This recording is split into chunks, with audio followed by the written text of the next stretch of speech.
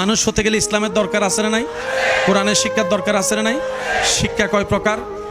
একটা হচ্ছে থিওরিক্যাল, একটা হচ্ছে, এখন থিওরিক্যাল তো সহজে মানুষ বুঝে না, প্র্যাকটিক্যালটা একটু বেশি বুঝে, হাতে কলমে যেটা হয় বেশি বুঝে।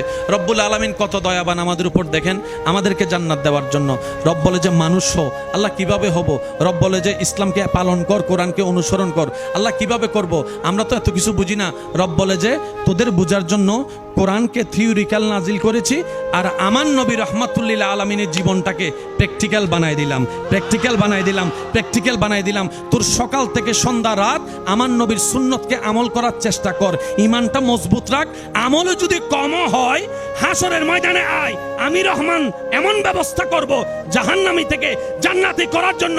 ওয়ালা সাউফা ইউতিকা রাব্বুকা ফাতারদা ইন্না আতাইনা কাল কাউসার ওয়ামা আরসালনাকা ইল্লা রাহমাতাল লিল আলামিন। ওয়ালা নবীকে সুপারিশ করার অনুমতি দিয়ে তোকে জাহান্নামী থেকে জান্নাতি বানানোর ব্যবস্থা করে।